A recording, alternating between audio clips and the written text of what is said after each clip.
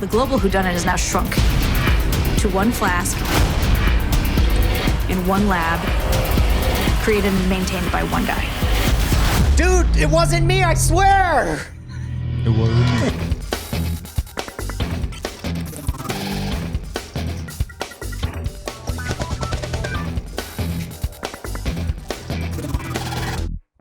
Welcome to Cordkillers, the show about watching the stuff you love when you want, where you want, however you want. I'm Tom Merritt. Why'd you do it, Brian? Well, more importantly, you'll have to wait until the upcoming Netflix documentary, exactly, if I did it, the Brian Brushwood story concerning the anthrax delivery during the post-2001 terrorism moment. Bryce, before I toss to you, do you remember how scary that double punch was after a terrible day happened, to have that filtering out in the news cycle, or was that before you were media present? I mean, I was 11, so I wasn't thinking about the mail a lot. Yeah. No, it's like, tell us about the movie. Well, that's the upcoming Netflix documentary, The Anthrax Attacks, which covers the volatile time post 9/11 when the threat of a dangerous virus being sent in the mail was a reality, mostly. That streams September 8th on Netflix. It looks interesting. There's also like they do interviews and research and stuff, but there's also like a dramatized element, a reenactment element to it. So you kind of get the story and also a little bit of the drama, a little Shonda Rhimes in there.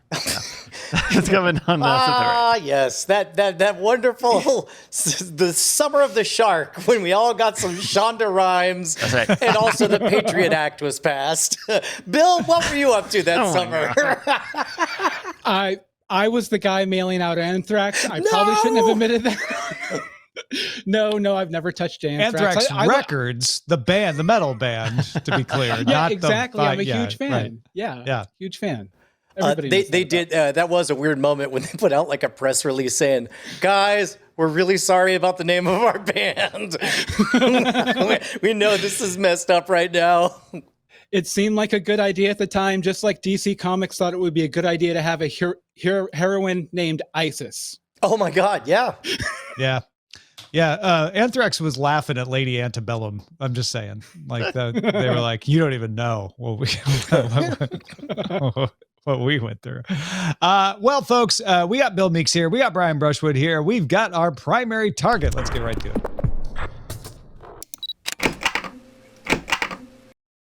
I talk a lot about milestones on this show, and most of them are legitimate. I would say 99% of the milestones I mentioned are legitimate, but then there's milestones and there's like mile pillars, mile buildings, mile pyramids, mile boulders, mountains. This is one of those. At the end of July, Netflix announced proudly that Nielsen estimated that it was the most viewed TV service in the US, ahead of number 2 CBS. I believe I may have called that a milestone. Nielsen has now released what are essentially the rest of those numbers, showing that Netflix is just part of a broader trend. In July, for the first time, streaming platforms had a larger share of US viewing than cable or television. Streaming represented 34.8% of viewing. Cable came in at 34.1%. And broadcast at 21.6%. So true. We still have another big mile boulder to come when streaming passes the combined broadcast and cable. But this is a big day. Nielsen also always breaks this down by service. We often tell you about this number. Netflix rose from 7.7% in June to 8% in July, thanks mostly to Stranger Things. YouTube had 7.3%, followed by Hulu's 3.6%, Amazon Prime Video at 3%, and Disney Plus at 1.8%. The rest of the services had 1% or less. So a lot of times when you hear people like, oh, Netflix is dying and Disney Plus is killing them, these numbers help kind of bring it back into perspective. Also, these numbers are just for TV. This is Nielsen, right? This is just you sitting in an easy chair or on your couch watching on a TV, maybe with a Roku, maybe with a Chromecast, maybe with an Apple TV, but you're watching on television. It does not include mobile devices or web streaming. It's a milestone. Kind of seems inevitable at this point, but it brings up the question, Brian, I mean, how long before we pass cable and broadcast. I feel like, depending on how you want to squint, there's a hint in the very last sentence. My favorite part about this story is that you get this framework that it's like, oh, yeah, no, streaming. Of course it's number one. Yeah, number two, number three. Okay, it doesn't overtake the other two combined. And then just, oh, BT dubs, we're talking about actual in the living room televisions. And we're not counting mobile devices at all. Now, I'm not a psychic, but I can guess whether or not most mobile streaming are streaming over-the-air broadcast or cable. I suspect that's a deep lurking number that indicates that streaming has already won. Yeah, I'll say just I have 3 young kids in the house. None of them watch on their mobile they all watch on their telephone or the Nintendo Switch or whatever. They aren't really engaged with watching TV on TV. Yeah. So yeah.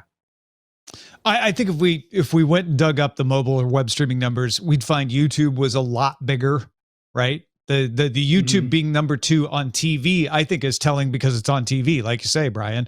I also think we'd probably be surprised how much cable and broadcast content is streamed on mobile through TV Anywhere, logging in through your cable provider, that kind of thing. But I don't think it would surpass. I think you're right. I think streaming probably 50%. Well, keep in mind also, with what we have previously called many names, but we settled on waterfall television, i.e. television that just plays in the background. The YouTube algorithm, when you have autoplay turned on, it dials in on show me an hour of mixing paints. That's very pleasing. I'm not paying attention. Oh, there's still mixing paints. Oh, now somebody is painting. And it's it just my parents alone must account for 50% of all those numbers. Mixing paints. Yeah, there's it's from your parents, isn't it? That's funny. There's a lot of hours being watched, but it's not always necessarily as actively engaged as it might have been, back in the heyday of television. Yeah, even old people like me who weren't 11 September 11th, 2001. We watch the YouTubes on the TV. We sit down and we'll watch a show on Netflix, or maybe we'll watch a show on Disney Plus. And then Eileen will be like, oh, there was this thing on the BTS channel. Or, oh, did you see Carrie Cake's blog has a new episode. Should we watch that? Oh, I want to show you this recipe that I found, from Cooking Haru. It's amazing. And it's become not a show, but a show-like segment of the time we spend TV watching, for sure. I have a silly question that I may have asked before, and we may have even discussed, but I don't know the answer right now. Does either on the web or mobile platform, does a YouTube player have a sleep timer function? Because I think I would it does. use that. Yes, they do. In the YouTube app, there's you can give it a bedtime. And so it gives you a little pop-up that says, hey, it's about to be bedtime. You can hit snooze or you can dismiss this. But if you're name. Already asleep, it'll shut everything down? It'll stop itself. Yeah, I'm pretty sure. Yeah. Okay. If you don't it's like have a snooze. autoplay on. Yeah. Does it complain about bedtime, though? No, but it'll I think if you fall asleep with the message up, when you open it back up, it says your sleep time has passed. it's not all the way there yet. Yeah, and then it argues with your smartwatch about whether or not it like Nielsen logs into your Garmin and your TV and is like, well, technically it's a watch. No, bro, technically it wasn't a watch because he was definitely asleep by then. I do like that feature, though. I think it'll save me from being woken up by my kids' YouTube videos going, hey, guys, at 3 o'clock in the morning, because they always fall asleep with it auto-playing. It's rough. But before we move on, one of the sweetest stories was somebody told me that he did some babysitting for his friends, and he was not really familiar with babysitting or kids or whatever. And so the kids loved YouTube. And so he tucks them in at the end of the night. And so he goes to leave and the kid says, like and subscribe. And, and he goes, what? Why did you say that? And then the kid's like, doesn't that mean goodbye? Yeah. That's the And new speak. He's like, why did you say that? You never do. Yeah, true. We could have taken this in the direction of how much longer before cable and TV goes away. I feel like we talk about that pretty much every week on Cordkillers and check in on that. But it is showing that the avalanche is about to happen. I think we're at a tipping point. This is an indication of it, and we've been seeing all the signs of sports deals with Paramount Plus and Peacock and ESPN talking about going, wider, and we are moving the content off of cable and TV. I don't think cable and TV as a thing that exists will go away for decades. I think it will still be there, but it will be an old thing that a few people use. And it will be, it is moving into being a secondary experience where the best stuff is going to go to streaming. The best stuff will be either on streaming first or at least on streaming and cable and broadcast at the same time, which is the reverse of what we've experienced up until now, where every once in a while we may have got some of the cool stuff on streaming, but as far as broadcast and cable went, they put their best stuff on broadcast and cable first. Certainly it'll never go away. And but my question is, are we looking at a vinyl type of never going away in that it becomes very, very esoteric? Or are we looking at an AM, FM, it's built into every car? And literally during the storm, I turned on the radio just now to find out if it was safe to drive. No, that's a really good comparison. It won't be like vinyl because it's too expensive to keep up and going. Not that vinyl is inexpensive, but in other words, you have to have wires running into people's houses to make cable for work, cable, right? but not for broadcast. Yeah. Broadcast might be more like AM and FM. Yeah, I think so. Yeah. That's a good comparison, because there will be a need to have it, and there will be people who are like, I don't want to pay for a streaming service. I don't want to give my privacy to ad related free streaming services. I want to have that broadcast. And I imagine there's going to be backlashes and pushes to like preserve the broadcast experience that'll be funded by some of the stations who sunk all that money into transmitters and stuff. And yeah, that'll probably keep it going for a long time. I mean, and to be honest, now keep in mind, I drive a Jeep that I took the windows off of 2 years ago. And so it's pretty much a boat. And I rather enjoy given that all the audio entertainment that I ever experienced, whether it's an audiobook, a podcast, music, you name it, it's in earbuds and high fidelity through my mobile device. There's a brief moment on brief drives that is kind of fun to just, click go. What you got? Yeah. And then and then turn it off. I suspect that's what broadcast is going to be like. Yeah, and as someone who used to work for a company that did a lot of local broadcast, they're fighting for their space in this. I know that the ATSI 3.0 standard has a specific channel for interactive functions. I know the head of Sinclair Broadcasting, I saw him speak a couple of years ago, and he was really all in on that. He was like, we can't survive as over-the-air television. We have to turn television into a more reliable version of the internet. Now, the guy was completely megalomaniacal, and I based a villain on him in The Fakest. But I think that was very much where the scene is going, and where local broadcast is looking to kind of expand their footprint as they're slowly withering away. I mean, that is one of those things where it's like, yes, streaming wins up until there's a tornado warning, up until your towers are down, up until your power is out, and so on. Yeah, Beatmaster 80 points out that telcos will want that frequency spectrum sooner or later. It's a good point, which is why I wonder if TV broadcasts become cable access. The way that municipalities required cable to broadcast, city council meetings and things like that. Will there be a broadcast? There will only be a couple of channels left to keep spectrum, and they will be public service broadcasts that you can also stream, but in case you don't want to stream or can't stream or there's an emergency, they're there for that purpose. Be interesting to see where that goes down the road. That'll be a ways down the road. So you're going to want to stay with Cordkillers for a good 20 or 30 years. Yeah, look, the only way you should leave Cordkillers is after all streaming is dead. But between now and then, what you should do is head on over to patreon.com/Cordkillers. Take two.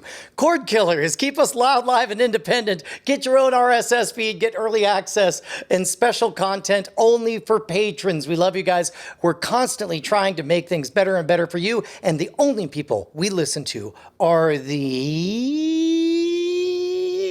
982 bosses. You know what? Most people think they have too many bosses. Not us. We think we don't have enough. We'd like 18 more bosses, please. Yeah. Or 180 more bosses. But or 180,000. Okay, should well, all be right. Well, that one of sounds... them. you know what? But 180 million bosses join us on Patreon. Oh, my God. Dude. Wait, what are we, the presidents? We did it, Joe.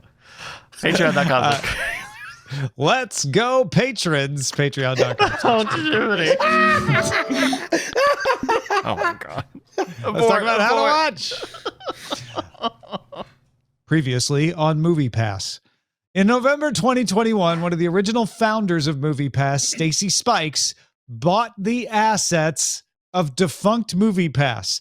I'm going to assume if you're watching this show, you're well up to speed on MoviePass's rise and flaming fall. But he bought the assets, for a couple of bucks back in November. And in February, we talked about it right here, that he announced he would relaunch the service on more reasonable grounds and even talked up some Web3 cryptocurrency stuff. Now we hear that MoviePass is ready to launch in beta on September 5th. So if you want to be a part of it, you're going to have to sign up for the wait list. The wait list starts Thursday, August 25th at 9 a.m. They'll take signups for 5 days, ending at 11:59 p.m. Monday, August 29th. Now, signing up for the wait list doesn't mean you automatically get selected, but if you are selected, you'll get 10 invites that you can send to friends.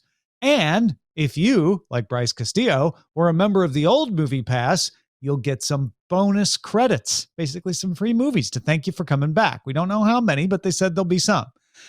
That September 5th launch date won't apply to everyone, though. MoviePass says it's going to roll this out in stages, and the first markets to get MoviePass will be the ones that have the most people interested, where they also have the most partner theaters. Insider says that prices will vary by zip code as well, just like prices at theaters do. So the tiers will be around $10, $20, or $30 a month, depending on where you live. MoviePass says it is partnered with 25% of U.S. theaters. So you're going to be between $10 and $30. You're going to get some of your theaters in your area, but not all. You're probably not going to get AMC and Regal. You're probably not going to get Cinemark. You'll get a number of credits per month. They haven't said how many. They haven't said how the credits work. I assume some movies will be more credits than others. And we also don't know if it excludes any movies. And we know it's 25% of theaters, but we don't know what those theaters are. So there's a lot of stuff we don't know. What we do know, though, is that red card ain't coming back. It's a black card. Or you can also buy tickets through the app. It's an interesting time to launch a business related to movie theaters, especially a business that went bankrupt when theaters were booming, because theaters are now going bankrupt.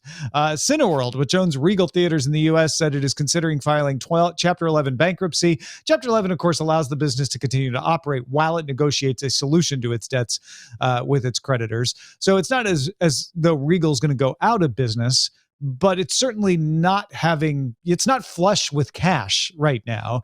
And that's because people aren't going back to the theaters in as great a numbers as they did before the pandemic, which makes it an interesting time for MoviePass to say, get back into the theaters. Maybe that's a bad idea because people aren't interested, or maybe it's a great idea because they're the thing that can get people interested in going to the theaters again. Brian, what do you think?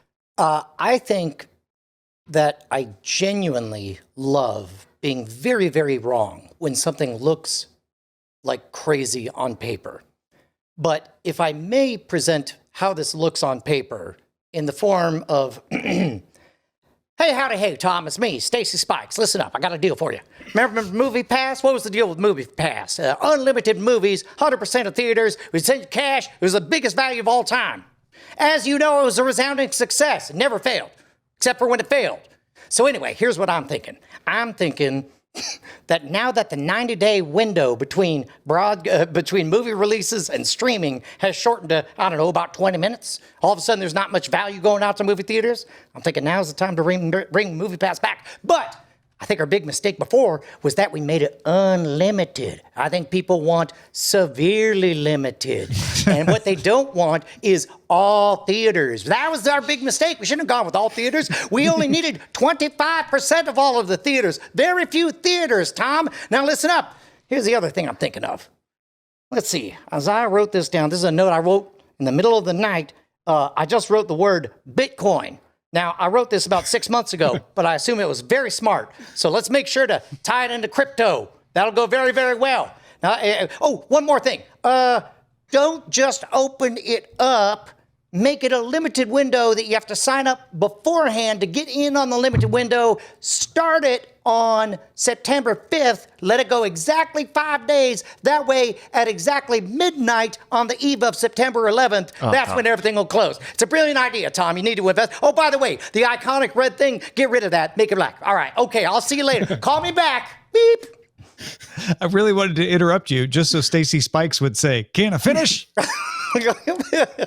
mean, wait, that was Brian. I thought you guys were playing an actual clip of Stacy Spikes. I'm just saying, on paper, I see some difficulties with this player. Beep. Hey, Tom, it's me, Stacy Spikes. Listen, I forgot to mention, did I mention movie releases are severely down and that there's no money in movies and theatrical releases? Anyway, I love you. Bye-bye.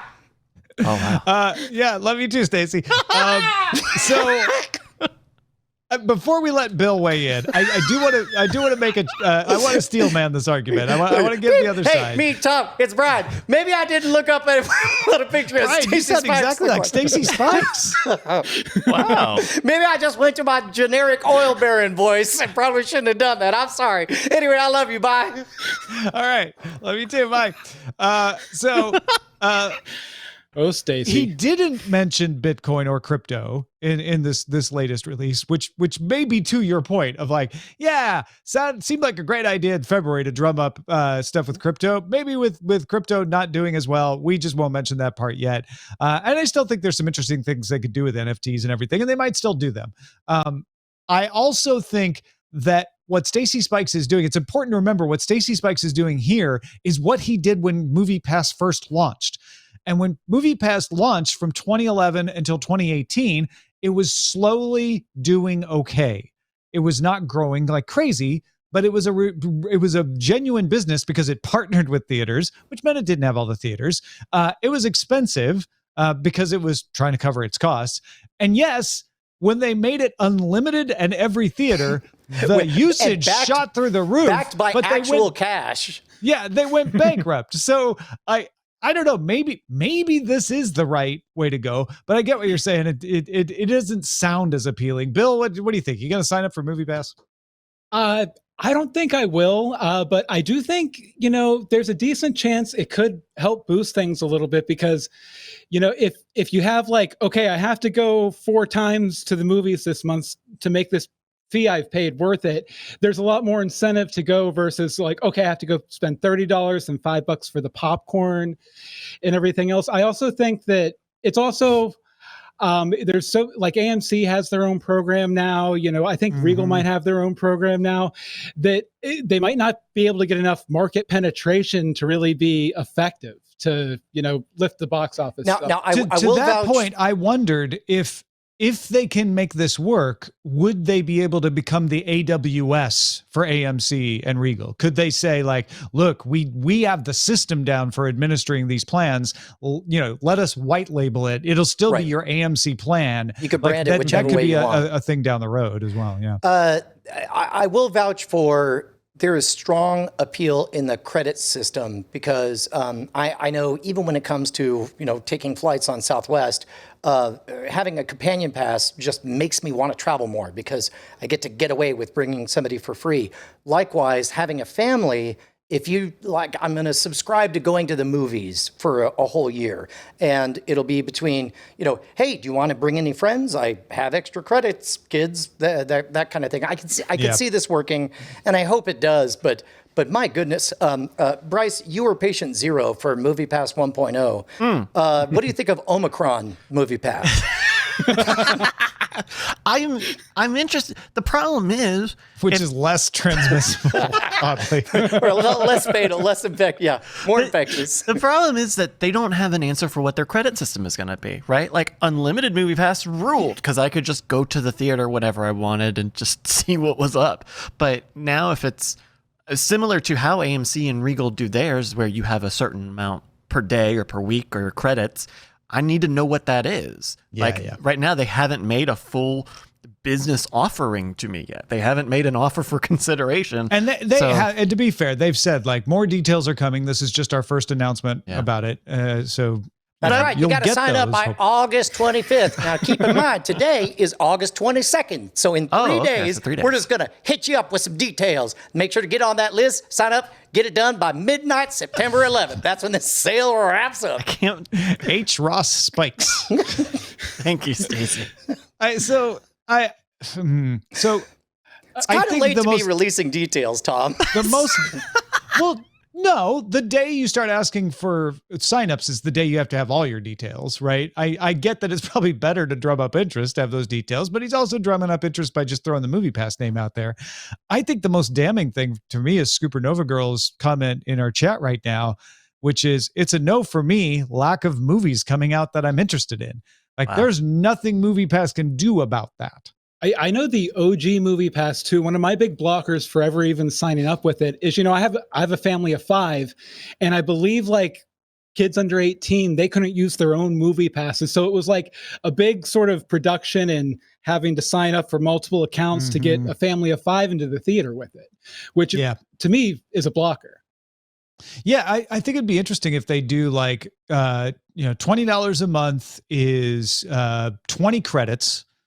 And most movies cost you 2 credits. Ooh, new releases, 2 credits, second week, third week. And maybe huge releases are 3 credits, new releases are 2, old releases are 1. It's a little more cognitive load on you, but you can choose to take some chances on things because they're only a credit. And it gets a little of that flavor of MoviePass, which is when it was unlimited, you could just watch things and not worry about it. Well, and now you're spending funny money, and it brings back the joys of a matinee price, which we really haven't seen. Right. Yeah, and breaking it down into credits, I could definitely see it bringing back. Theaters do this now already, where they'll. We're showing Back to the Future trilogy tonight or whatever. They could do, theme nights with older movies that are cheaper for them to run already, and then use this to kind of buoy that. Oh, that'd be interesting to say, 1 credit gets your whole family in. 1 credit, 5 people or something. Oh, yeah. Stuff like that. Yeah. Well, folks, let us know, cordkillers@gmail.com, if you're going to sign up. If you're not going to sign up, we'd love to hear from you too, but we can kind of guess what you're going to say if you're not going to sign up. I'm curious what you're going to say if you are going to sign up, what the reason is. I just had another thought. There might be a little bit of a clever copyright laundering opportunity here. If the credits can be spent on things other than attendance to a movie, let's say, for example, an Andy Kaufman party is 1 credit. And when you go there, they make no claims about what will be shown on the screen. But under fair use at this party, it happens to be a collection of 90 minutes of Andy Kaufman's greatest appearances on late night television or what have you.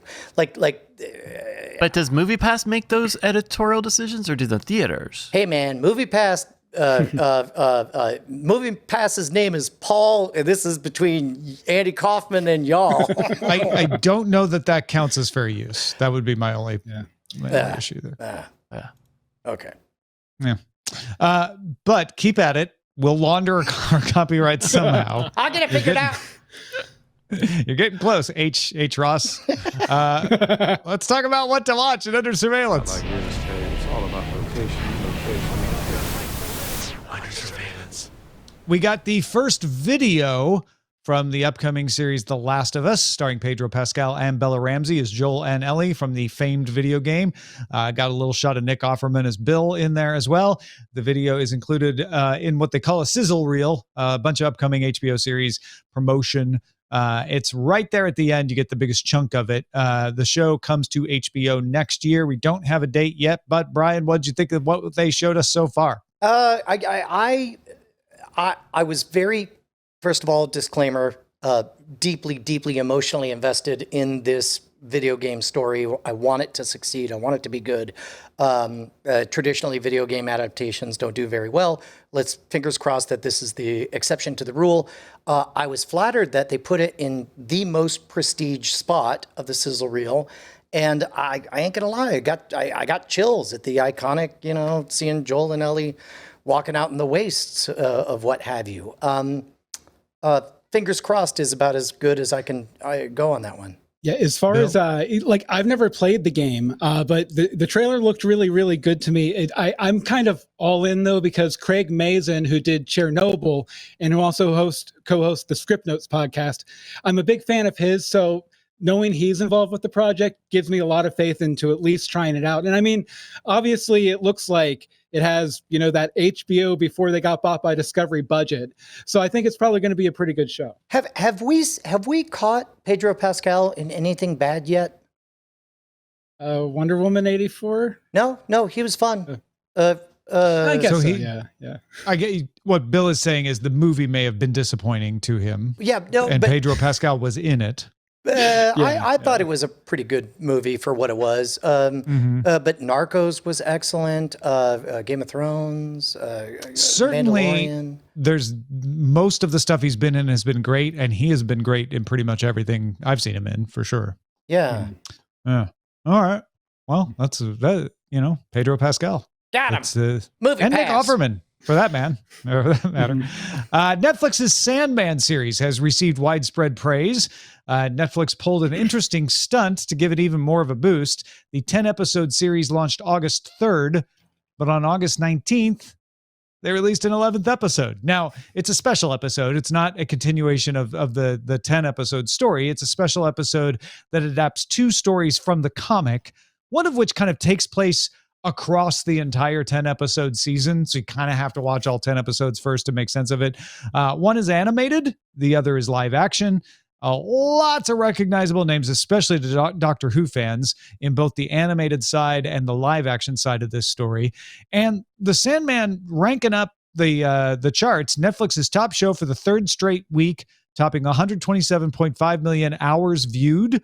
Although Neil Gaiman, creator of Sandman, the comic, and he is a co-executive or an executive producer on the show, said on Twitter that still might not be enough to get it a season 2 because the show's so darn expensive to make. Like, it has to really, really, really do well. Last sentence notwithstanding, Bill, did you read either the comic or follow the video adventures? I haven't read the comic yet. I've never been able to get through it. The video, though, I blasted through the whole season. Is it as good as it? I never read the comic. I never watched a trailer. I never heard or saw anything. But I feel the tectonic shift, the vibrations of this thing globally. So clearly, it's a phenomenon. Yeah, I mean, like I said, I am just now getting into the comics because the show was kind of my way in after years of trying. But everyone I know who deeply loves the show say that they got it right. There's been some complaints about, some casting, like making a Jenna Coleman, a version of Constantine and stuff. But overall, I think people are through the moon with it. What do you, both of you, even if you haven't seen Sandman, think of Netflix, who have said, no, we're going to stick with our releasing all the episodes at once, unless there's another reason, unless we're partnered with somebody who's broadcasting overseas, or we're, that happens with Korean shows all the time where they come out to it, when they come out on Korean TV. But they've said, when we have the choice, we're going to put everything we have out at once. Reason Stranger Things was in 2 parts was production schedules, not because we wanted to dole it out. What do you think of this idea of just pop in a little bonus episode to give it a little more water cooler talk a couple of weeks after it premieres. Bill, correct me if I'm wrong on this one, but I think the Steve Jobs one more thing trick works, whether you do it very, very well, like Steve Jobs did, or you do it very, very poorly, the way Spider-Man did, where it's like, you're obviously lying. All three Spider-Men are definitely going to be in this movie. And then, it's a really good trick. And I think we're going to see more of this. Yeah. And it echoes very much the way those comic books released at the time. Because while I wasn't following the comic books as they came out, I always picked up a copy of previews, which showed all the comics that were coming out from all the companies every month. And once Sandman hit like issue 12, 13, 14 and started getting really popular, you'd see all these one-shots and even though I didn't dig into the world then, it really gave me an impression that this is a big world with a lot of different facets to it and a lot of different kinds of stories that you can tell with it.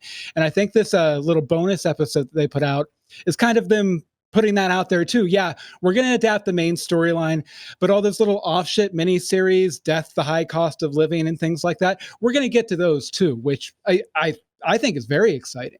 Different kinds of stories in the same world. Use them in an interesting way rather than just tacking it on like this was an 11 episode season. Can't wait, like making it feel more like a bonus, like you say, Brian, by making it the Steve Jobs one more thing. I think that's interesting. A couple of Lord of the Rings stories here. First of all, the first two episodes of Lord of the Rings of Power will arrive on Amazon Prime Video 9 p.m. Eastern Thursday, September 1st. After that, the show comes on a weekly schedule at midnight Eastern Friday, with the 8th and final episode arriving October 14th. Related to all that is the news that video game company Embracer has reached a deal to buy Middle-earth Enterprises. Middle-earth Enterprises is a licensing company set up by the Tolkien estate. It handles the licensing for almost all the elements of The Hobbit and The Lord of the Rings. Now, if I have it right, and it's really kind of hard to tease out what the actual thing is here, but Middle-earth Enterprises looks like it can license the rights for movies, stage productions, video games, tabletop games, and collectibles around those two books and all the characters within. It does not appear to have TV rights. That may be just buried, but it appears, based on the Amazon negotiations, that the Tolkien estate has the TV rights. The movie rights for adapting the books are with New Line Cinema through Middle-earth Enterprises. So Amazon's show, from what I've read, licensed the TV rights from the Tolkien estate and then brought New Line Cinema in to reference the movies and show a little bit of stuff from the movies. They didn't have to go to Middle-earth Enterprises because New Line had the license and had the ability to transfer it. Anyway, Embracer, the video game company that's buying Middle-earth Enterprises, wants to, quote, explore additional movies based on iconic characters such as Gandalf, Aragorn, Gollum, Galadriel, Éowyn, and other characters. That's a quote. So they're talking about like, hey, New Line might have the rights to do The Hobbit and Lord of the Rings, but that doesn't mean we can't make other movies based on these properties. Also of note, Embracer owns the Tomb Raider, Legacy of Kain, and Deus Ex franchises as well. Now they own Middle-earth Enterprises. So we talked about when the deal was first announced, how curious it was that essentially Amazon was not licensing or purchasing any one particular story, just a setting for the story, right? And we'll see how well this does. But if this does well, this feels to me like just a speculative bet of like, I ain't going to bet against Amazon. I'm going to bet that whatever this is, it's going to be good and that I can hold my own auction and say, who wants to be a mini Amazon and do more of what they've done? Yeah, it's very interesting, though, that I think that, they're sort of, I think they're opening it up here to maybe let more, not necessarily fan works, but more creators who are fans work on stuff from Lord of the Rings. Because the Tolkien estate has always been very restrictive on what can be done. And, its rights have always been an issue. I feel like, this company, especially if, this series isn't profitable for them, are going to be more open to opening it up. Maybe someone wants to make a tabletop RPG set in one aspect of one of the books, or maybe someone wants to do more dolls or this, that, or the other. I think for Lord of the Rings fans, assuming that the quality is at least half as good as the original stuff, they have a lot to be excited for here. Maybe. I don't know. Maybe. This company already owned Asmodee. They bought Asmodee, which makes the Lord of the Rings tabletop game, which is a quality game. So that's a good sign. The fact that they're out there just like, hey, we're Embracer. We embrace making money off properties. We're a video game company, but hey, movie people, make a Gandalf movie. I don't know what it's about, but we'll license it and take your money. I get the feeling that they are maybe a little cavalier at the moment. Maybe they're just flushed with the the fun of having brought this in house. But I hope they are as good of a steward as the steward of God. I hope they're a better steward than the steward of Gondor was. Let's put it that way. Or it could be that they're genuinely good at finding structures. Let's say whether it's a mobile app game, or an ad-supported mobile game or whatever, and it's like, here's the thing. It's like, okay, your game has good mechanics, it has good pacing, it has good dopamine, but it's got a name that nobody recognizes and nobody cares about. What say you let us, partner with you? And would you want this to be a Deus Ex game? You want this to be a Lord of the Rings game? We can make all these things happen. Except they're not. That would make sense to me if they were talking about that. They're not talking about that. They're talking about movies. Yeah, and they're talking about like, weird. Hey, everybody, who wants to make a Gollum movie? Yeah, Gollum's Lord of the Rings Adventures in cinematic Gollum universe. Land. I'll tell you what, though, I could very cheaply make you a VR Gollum game. It's just but they're not talking about games, dark Brian. Screen wherever you look and echoes. Yeah, if they were talking about games, I don't know. I'm sure it'll be fine. Embracer is not late to making movies. They arrive exactly when they mean to. Let's talk about what we've had our eyes on. Bill Meeks, what have you been watching? Well, I've just been rewatching the AMC series Kevin Can F Himself. It's about to come. I think it comes back today, actually, with the season 2. A really fun series where about half of the show takes place in a sitcom world, and then the other half takes place more in like a dramedy world. And it's all from the perspective of this wife of a character that's very much like Kevin James from King of Queens, who's, the wacky idiot that everybody loves. But then when you go into the real world, you find out that things aren't quite as light and brighty as they seem. It's a really fantastic series. I think it does a really good job sort of balancing between the two worlds and showing the reality of the situation between them. And it's a lot of fun. It's the last season, so it's a really short binge for season 1, and then you can wrap up season 2 over the next few weeks. First off, shouts out to Scoopernova Girl in the chat who says that there should be a Gollum Sonic type game where you just collect But rings. they're not talking about games. I know. I'm sorry. Hey, here's a thing that I've watched. My daughter leaving me to go to college, which means that I haven't had a lot of time to watch stuff. Although I did stumble across, thank you, YouTube algorithm. For some reason, it kicked up a Red Letter Media discussion. It's like an hour plus where they're talking about, hey, isn't it really weird that Bruce Willis is just churning out all these bad movies? And they speculate for an hour, and I look at the date, and sure enough, this is all happening before the announcement about his medical condition. And that's a bizarre experience. And respect to those guys for writing stuff down in Sharpie and not feeling the need to edit or, have the comments say whoopsie doodle or whatever. Mm-hmm.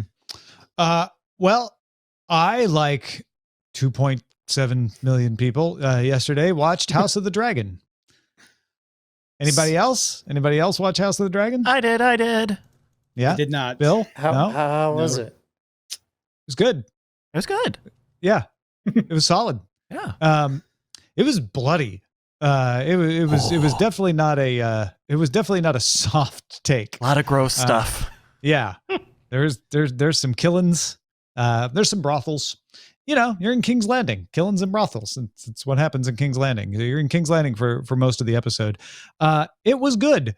It is not like Game of Thrones was in episode 1, where you're immediately like, oh my gosh, what a crazy world. Where are we? Who are these characters?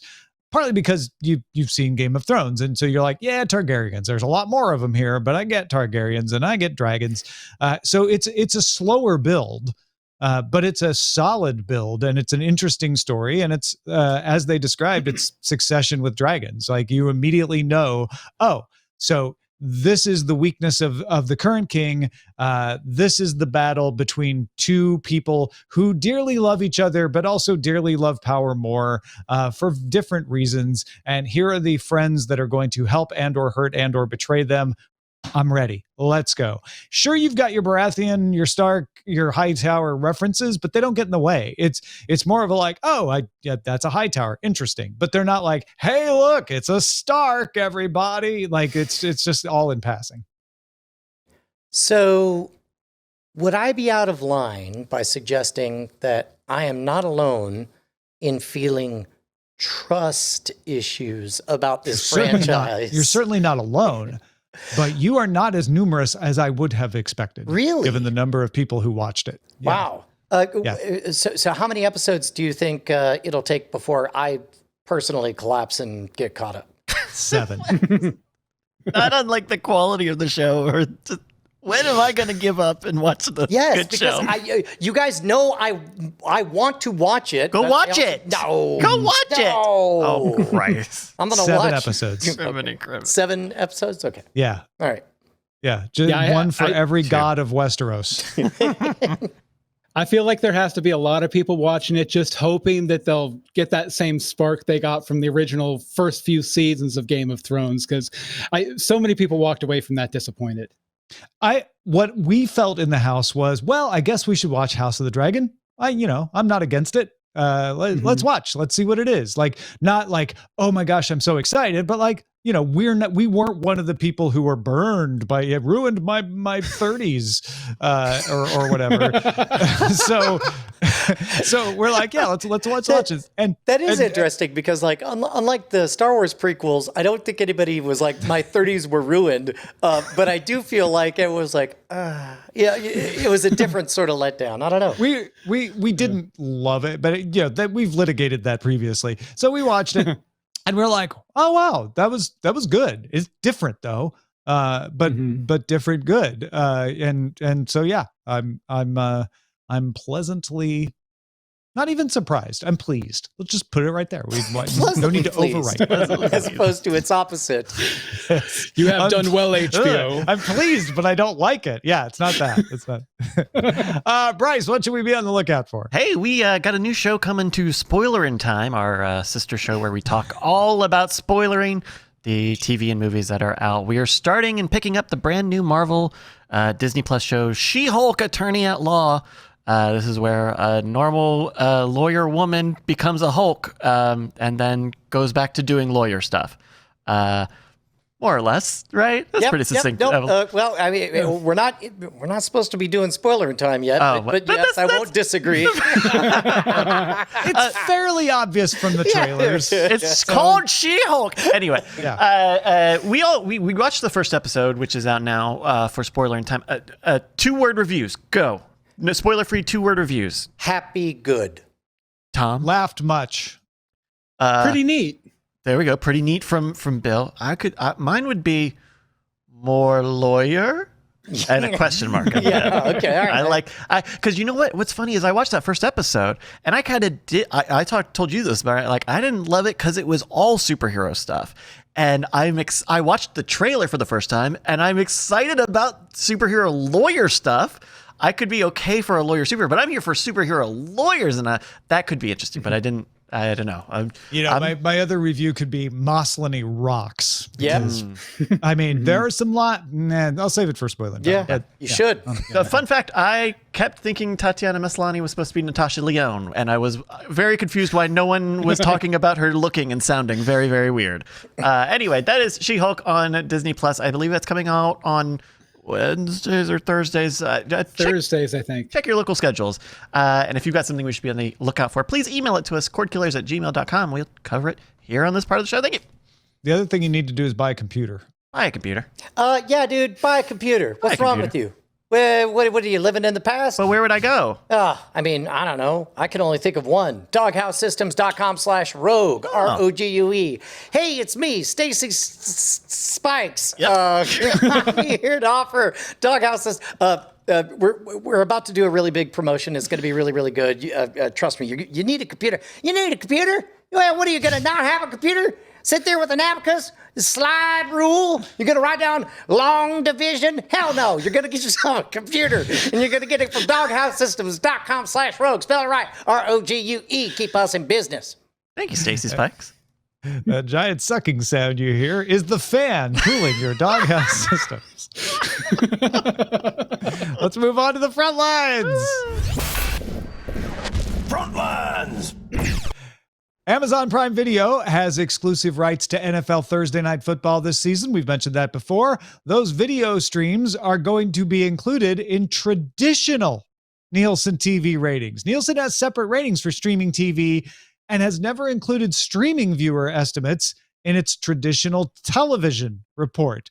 But Nielsen's panel of 42,000 home users is going to be used to estimate TV broadcast and cable ratings and Amazon's stream of Thursday Night Football, so they can do an apples-to-apples comparison for advertisers across the various football games. So as a gut check, I just realized that 5 or 6 years ago, I would be cheering for Amazon to do well or not do well, but now it's so obvious that streaming is going to overtake and win that it's like, I don't know, do however good you feel like doing, Amazon, because there'll be somebody else next year if you do poorly.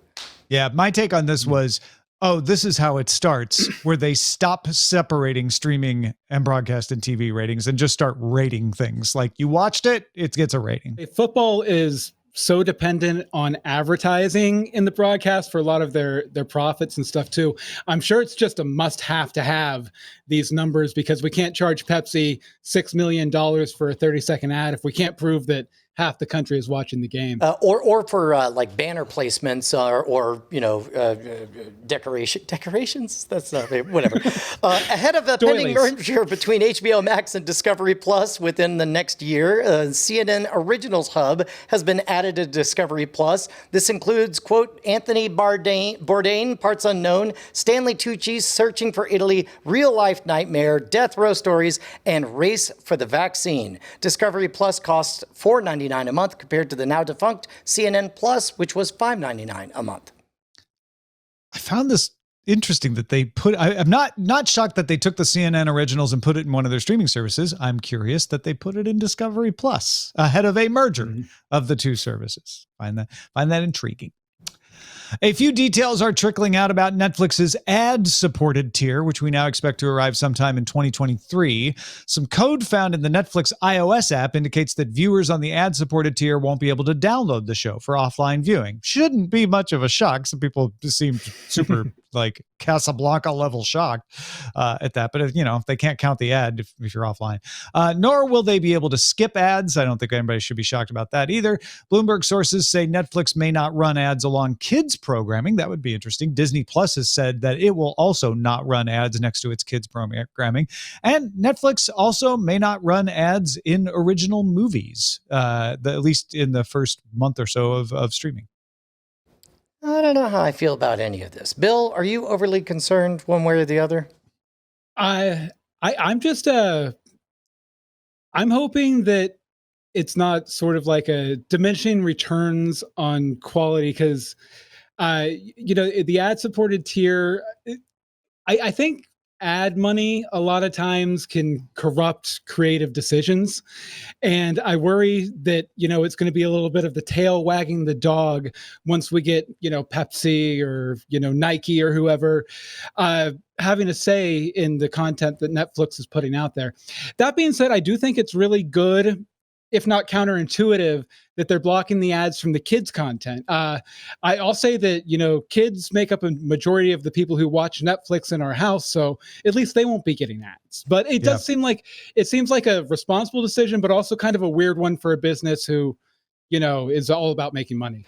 Hey, Tom, I wonder if the reason I'm drawing a blank here is just because we have the bias of we've already all subscribed and are, in general, having the ad-free experience. Can any of us think of somebody in our lives that has never ventured into the waters of Disney Plus, Netflix, etc., but finally, now that there's ads, they'll make the leap? If they bring the price down. Yeah. It's price, right? But remember what Disney's doing is the price will stay the same. You just get ads. If you don't want the ads, now you'll have to pay more. And I think that will move a bunch of people into the ad-supported tier that weren't there before. Whether it will help them acquire new users, I can't think of anyone, but I can imagine people like that. So I don't think it'll be nothing. But yeah, I think you're right. I don't think I know anyone personally that's in that boat. It would be really interesting if they said, we have an ad-supported tier and all of our originals don't have ads. Oh, I think that would be more than just movies. Just if it's got the Netflix logo on it, we're not going to run an ad on it. So that way they get to route people to the cheaper or more owned and operated material, much like Spotify does. This is a very long thread, but Spotify does where they commission music that has a lower payout rate, and then they push that music to their users. I don't know. With how much they're having problems with companies pulling their content, though, I can't imagine companies are going to be thrilled if their content has ads on it while the latest Netflix original doesn't, especially since all these companies are really more and more trying to go and build their own new services anyway. It might be more of a way to get those third-party content creators out the door quicker. Yeah. Also, the reason they're not running ads next to kids programming is an ethical issue to appear ethical. They would like to make money off the ads. So not running them against their most popular content seems like something I wouldn't guess they're going to do. I don't know. Meanwhile, an update to the Google TV OS optimizes CPU and cache management to make everything snappier, including the time it takes for the For You tab to load, as well as switching between tabs and navigation in general. The software also uses less RAM. Google has added a free up storage option in settings to make it easier to clear out the cache and uninstall apps that you don't use. All right, a few more notes here. Glass Onion, a Knives Out mystery, comes to Netflix December 23rd. Thor, Love and Thunder hits Disney Plus on September 8th. Amazon's Lord of the Rings of Power will show the first 2 episodes in Cinemark theaters August 31st. That's a day before it debuts on TV. Interesting little theater perk there. Paramount is working on a spin-off of Ferris Bueller's Day Off called Sam and Victor's Day Off that focuses on the 2 valets that joyride in Cameron's father's car. They will not be played by the original actors, especially since one of them is dead. Roku will produce a spin-off of the Great British Baking Show called The Great American Baking Show, hosted by Ellie Kemper and Zach Cherry. Oh, two good hosts there. Jurassic World Dominion extended version is coming to Peacock September 2nd. If you want more Jurassic World Dominion, you'll get it. Paramount Plus will be the home of the UEFA Champions League games until the end of 2029-2030. There's a new trailer for Netflix's Addams Family spinoff Wednesday. The show is called Wednesday. The spinoff isn't coming Wednesday. The show is called Wednesday. It has a teaser. We don't know when it's coming, sometime later this year. And Roku added NBC local news channels for San Diego, Boston, and San Francisco to the free Roku app. Knives Out. Knives Out. That's all I Glass care about. Onion. What, how does that Beatles song go? Yeah, I could just mash up both of those. Let's move to the dispatches from the front. That's Brass Monkey. Funky Monkey. Andrew said, "Dear Cordkillers, this is how I would like a streaming platform to work with multiple providers and channels. Show me everything that's available, but don't break it down by service. It should look like one provider for the most part. When I choose to watch a show, check and see if I have a valid subscription." Well, so far, you're describing what the NVIDIA Shield and Apple TV do. You just see a strip of stuff to watch and you click on it. But here's where it gets interesting. If I have a valid subscription, of course, play it. But if I don't, give me a pop-up saying, hey, this show is on X and you aren't currently pay for it. Buy a month. It should then sign you up and pay for a month and immediately cancel or not sign you up for a recurring payment. This way you have access to everything, but are only paying for what you use each month. Some people might not like a monthly pop-up. For them, I'd do it the way Brian suggests. Sign them up for recurring payments, but email them after 60 days of not using a service. Man, this smells like an awesome court case in the making. Like, is an AI allowed to act as your valet and to handle these transactions for you, to automatically sign you up and then uninstall something for you? Well, and the problem is, because I love this idea, the problem is to get that platform where you just see the shows and you don't know what service they're coming from and you just click on them and they play, you have to get the streaming services to cooperate. Otherwise, the technical difficulties make it a pretty poor service because things move around and you don't realize it and you have to play catch up a lot, which is why Apple TV doesn't have Netflix in its thing. It's why not every show shows up. You have to get you have to either do a lot of technical wizardry, which is costly, or get the companies to play along. And if you get the companies to play along, they're probably not going to want you to do things that get people to cancel. You could theoretically write a independent program that you say what you want, it goes and it checks justwatch.com. It figures out those things and makes those decisions on your behalf and all that. But very quickly, I would imagine APIs get shut off for that. Yeah, it's doable, but it's hard, and it's not yet profitable to the point where it's not yet to the point where it's a good user experience, because you're like, oh, why is this one not playing? Oh, I pressed play, I clicked on this, but it's not on that service. It says it's on that service, but it's not. Stuff like that happens. Your man Jeff says, make it a 1-day access a la carte. Well, yeah, that's called buying it. Like, just or spend renting it. $1.99. Now you got it. Like, that's not even 1 day. Jonathan writes, my ideal feature that I would love would be one place where I can see all of the services I'm currently signed up for and see how many hours each of our profiles spent with that for the past several months. I've asked my wife and kids what services they are using a few times recently with the idea of canceling some for a time, and they only have a vague idea. If I bring up a show on a different service, they light up and say, oh yeah, that one too.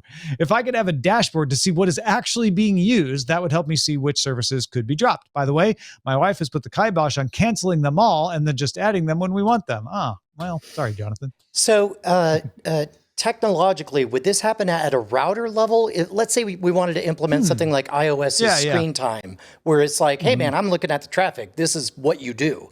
Would that be at the router level? The only other solution I can imagine is, as you mentioned, Tom, all of the services would have to cooperate and allow something to to know. This, I think you could get close, maybe not exact, but close enough to tell if something's just not being used by doing something on the router level that is sort of like logging your traffic. Now, you got to be careful with stuff like that when somebody makes it, that they're not logging other things and sending it places you don't want. So you'd have to be trustworthy, but certainly technically possible.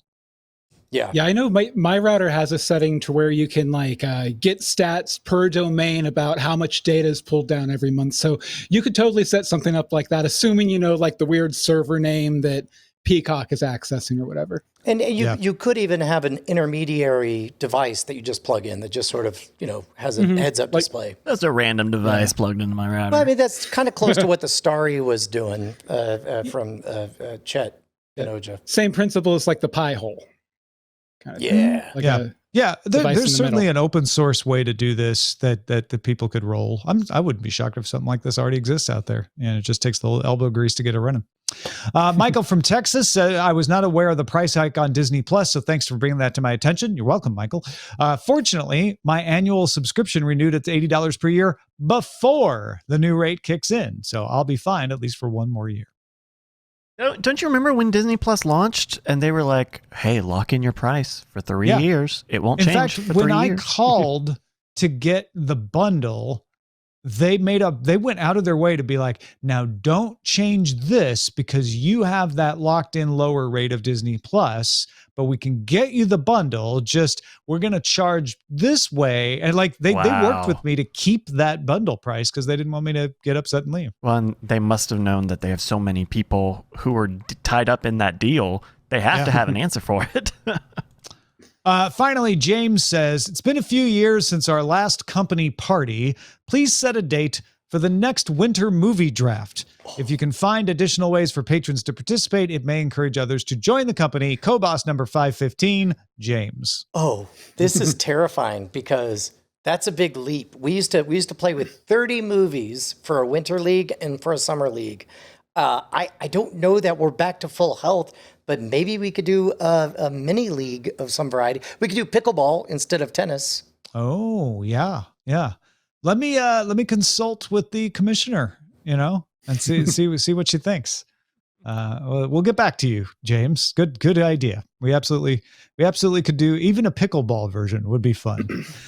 Well, speaking of pickleball, Bill Meeks, it's been a That's what they called me back in college, Tom.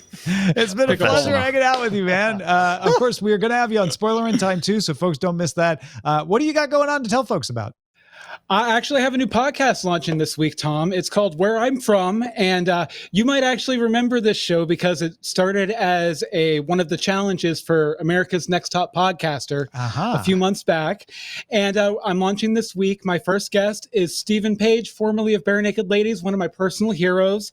So I'm very excited about it. You can check it out at billmeeks.com/whereimfrom.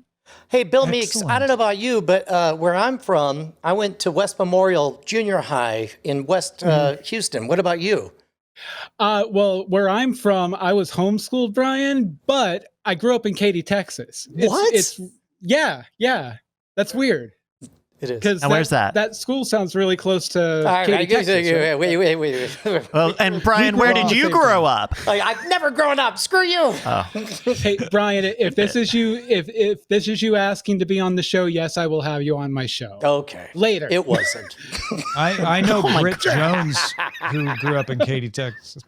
Anyway, our website is cordkillers.com. Our email address is cordkillers@gmail.com. We're live on twitch.tv/Night Attack. Also carried on diamondclub.tv Mondays at 7 p.m. Eastern, 4 p.m. Pacific. We'll talk to you again next time. Bye.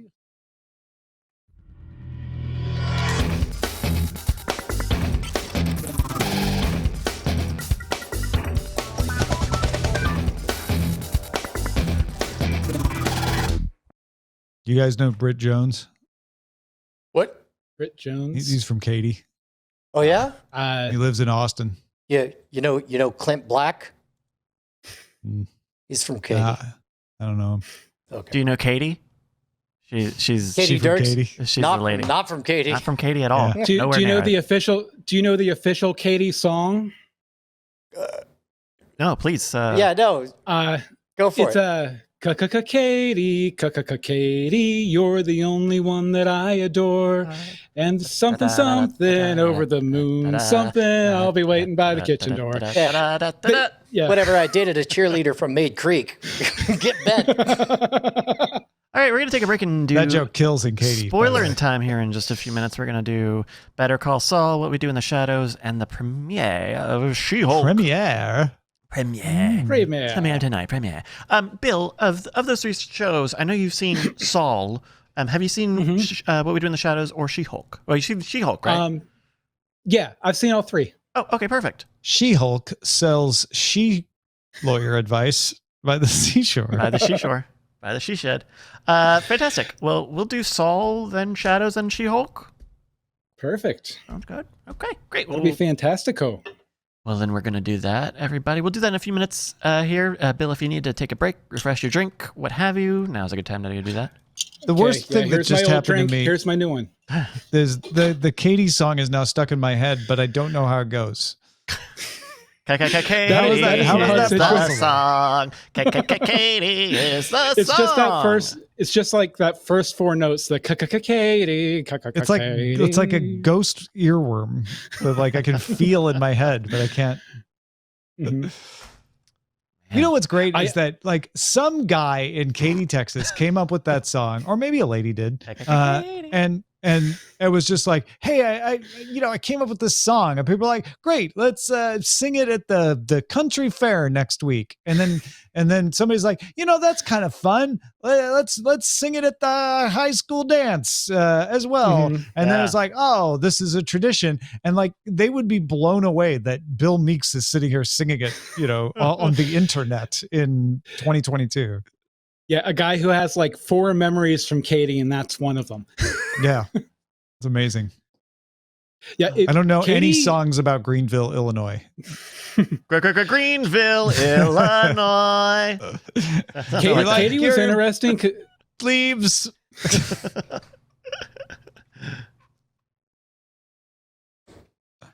Oh, I think we dropped Bill just for a second there. West Virginia. We moved to West Virginia, which was a much worse area. But then, I've seen documentaries and stuff that have been shot there about high school football. And I'm like, wow, I really did live in Hickville. Oh no, they're silencing you. We're losing your audio, Bill. It's Yep. weird. Can you that's check your Opal, your Comrex? Yes, please. Yes, Comrex. Please to check Hello? the Opal. Ah, there we go. Hey, Bill, can you hear us? I'm back. Hey, he's back. I am back. Back. No.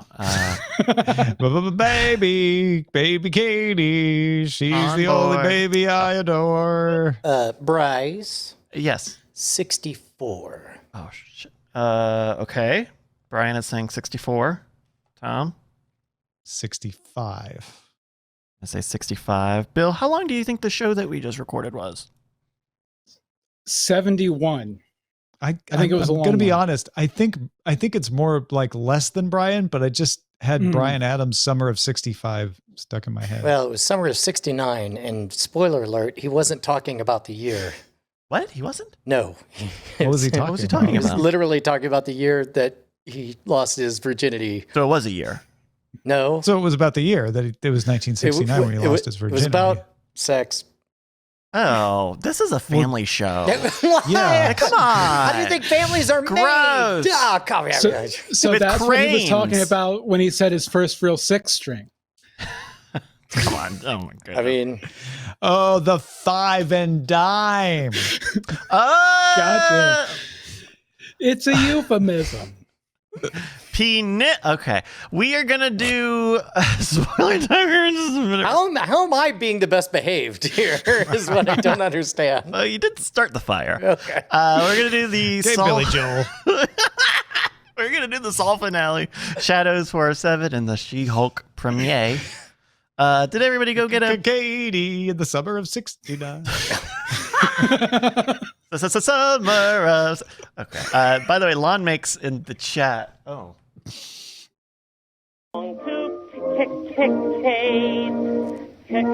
Katie, beautiful Katie, you're the only girl that I adore. There you go. Thank you to our friends. Billy Murray. He's just making fun of people who stutter. No. No. Okay. I hope not. That would be no. The lyrics tell Well, of it is an a old song. brave but stuttering soldier named Jimmy. Okay. Oh, but it's about a woman So named it is Katie. about a stuttering soldier. Okay, yeah, maybe it is. Oh my goodness. Never mind. I don't need to. Okay, we don't need to look at all the Maybe groups who it's love this awful. Triple K starting song. Just longer Wikipedia page than you would have expected, folks.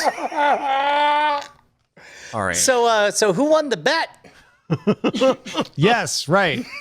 Oh, yes. The number that we were looking for was 66 minutes. That's, I think Brian was closest. No, Tom said 65. I said I 64. did say 65 then because I- of that classic song, Summer of The 65. summer of 65.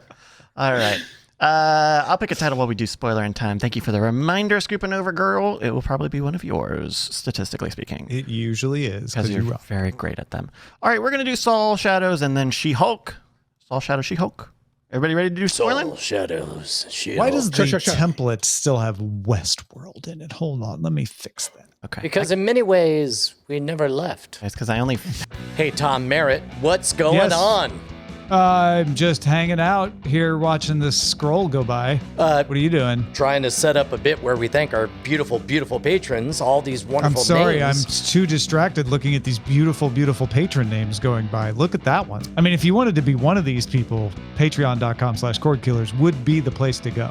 I mean, they're scratching our itch, like, because we're I think addicted. as long as it's consensual, like, we're fine. addicted to their money. And love. Might as well face it. Well, God damn it. Diamond Club hopes you have enjoyed this program.